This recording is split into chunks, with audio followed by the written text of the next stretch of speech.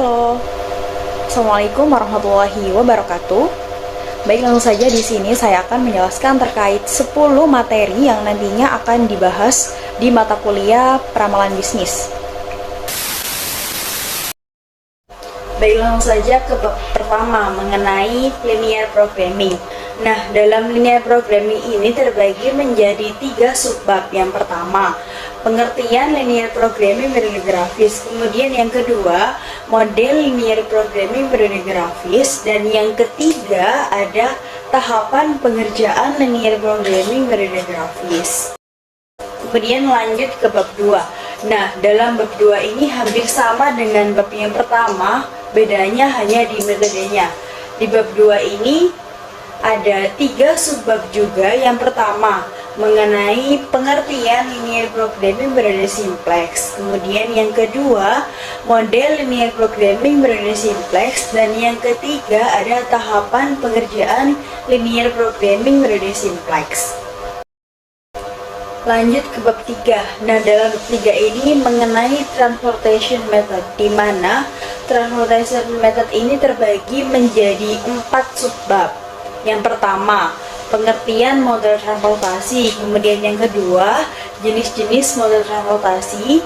Yang ketiga, teknik pembuatan model transportasi. Dan yang keempat, penerapan model transportasi dalam menyelesaikan permasalahan.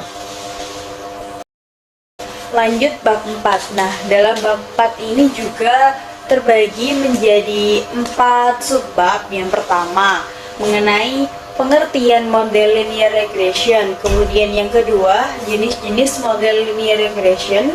Yang ketiga, teknik pembuatan model linear regression. Dan yang keempat, penerapan linear regression dalam menyelesaikan permasalahan. Kemudian lanjut ke bab 5. Dalam bab 5 ini membahas tentang game teori. Nah, dalam game teori ini terbagi menjadi 3 subbab. Yang pertama, pengertian teori game. Kemudian yang kedua, teknik teori game model strategi murni. Dan yang ketiga, teknik teori game model strategi campuran. Kemudian lanjut ke bab 6. Nah, dalam bab 6 ini mengenai location method, di mana location method ini terbagi menjadi 4 subbab. Yang pertama, pengertian forecast shifting location. Kemudian yang kedua, metode volume biaya. Yang ketiga, metode grid. Dan yang keempat, metode transportasi. Kemudian lanjut ke bab 7. Dalam bab 7 ini mengenai Hungarian method, di mana Hungarian method ini terbagi menjadi 3 subbab. Subbab yang pertama mengenai pengertian Hungarian method. Yang kedua, teknik maksimasi. Dan yang ketiga, ada teknik minimalisasi. Kemudian bab 8 mengenai network analysis forecasting. Dalam network analysis forecasting ini terbagi menjadi 3 subbab. Yang pertama, pengertian network analysis forecasting. Kemudian yang kedua, ada teknik EFT. Dan yang ketiga, ada teknik LFT. Kemudian bab 9 mengenai queuing theory forecasting.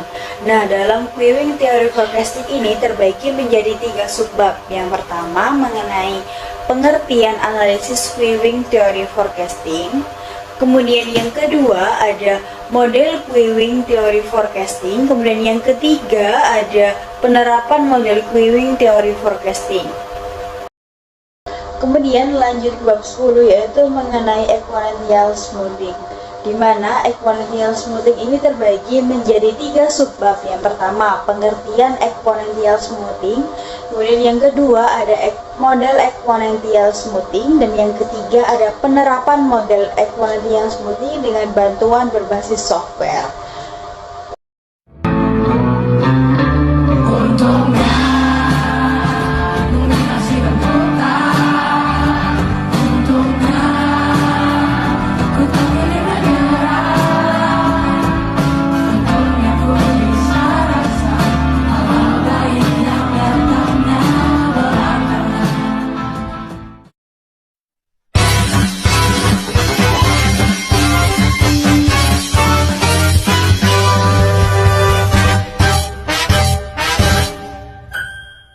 Sudah berulang kali ku bilang kalau videonya udah selesai. Lah udah selesai. Bye bye sepuh.